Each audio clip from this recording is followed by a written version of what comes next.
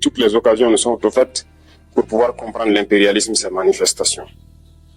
Quand je prends dernièrement les propos de Emmanuel Macron sur l'Afrique, eh bien, tout Africain conscient devrait donc comprendre très vite tout ce qu'il a pu nous dire et qu'est-ce que ça signifie.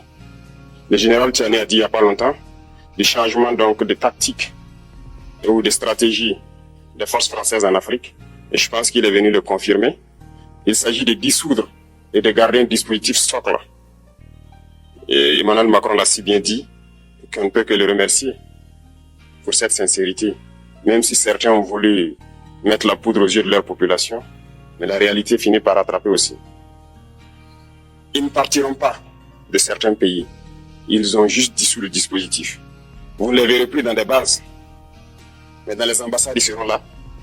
Ils vont constituer des sociétés de sécurité pour sécuriser leurs sociétés qui existent dans ces pays-là. Mais les soldats seront là. Mais vous ne les verrez plus en tenue ou rassemblés dans des bases. C'est tout ce que ça veut dire. Ils vont se réorganiser, mais seront là. Il a parlé de politesse vis-à-vis de certains chefs d'État en leur donnant la primauté d'annoncer donc la rupture ou le départ des forces françaises. Ça nous importe peu, on peut dire. Mais tout ce que nous savons, c'est que si vous voulez une rupture avec ces forces impérialistes, c'est simple, on dénonce les accords. Tout commence par là-bas.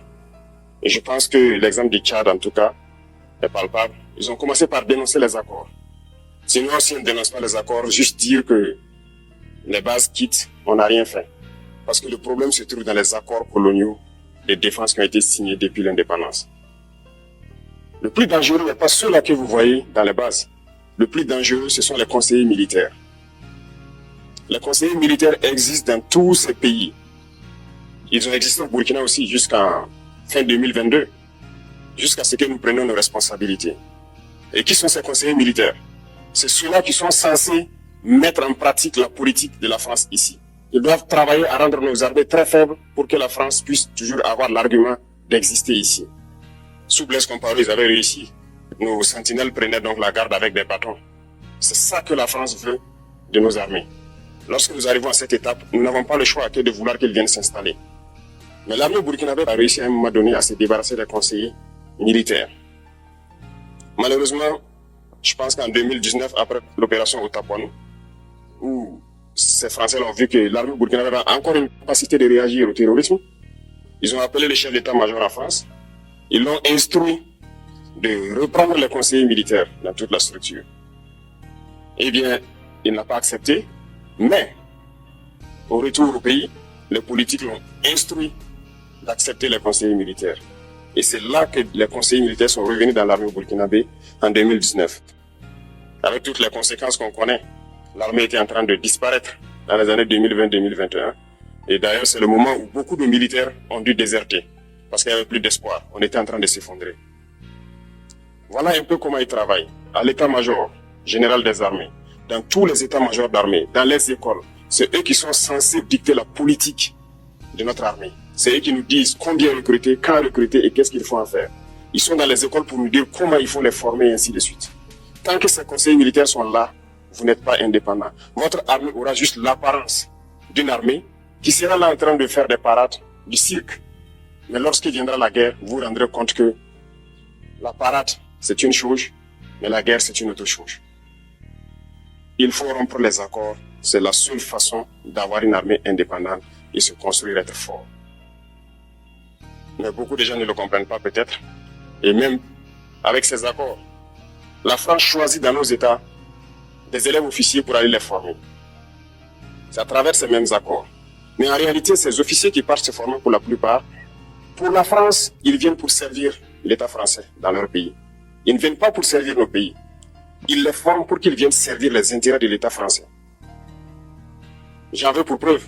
Lorsque nous nous sommes révoltés, beaucoup d'officiers au Burkina qui ont été formés en France ont été immédiatement contactés pour leur dire que c'est le moment de se mettre en action parce que vous avez été formés pour ça, pour servir les intérêts de la France.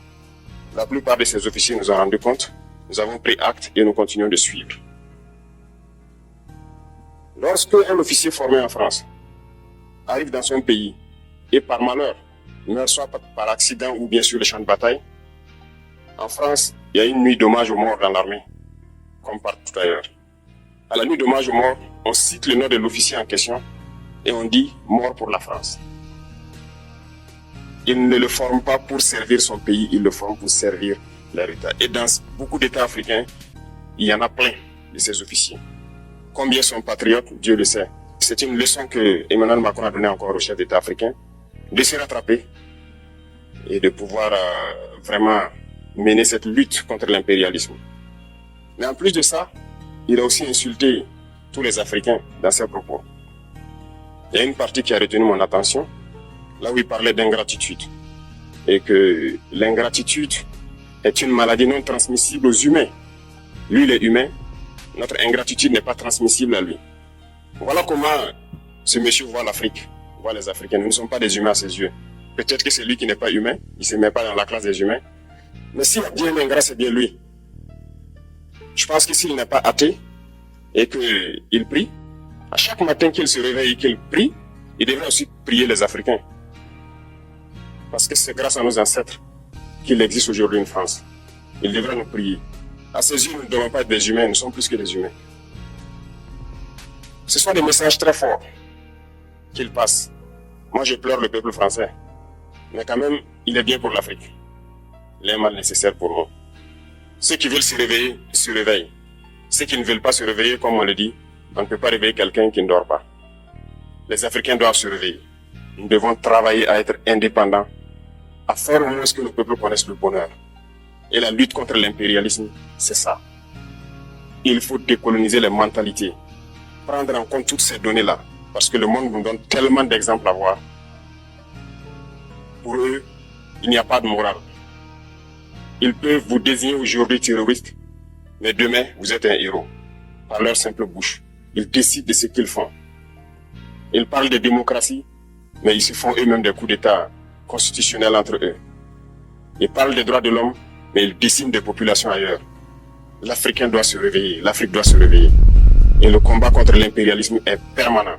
Et je vous invite à incorporer ce combat, à travailler en sorte que nous soyons réellement indépendants, que nous soyons autosuffisants et que nous puissions nous développer, connaître le bonheur, ce à quoi notre peuple aspire.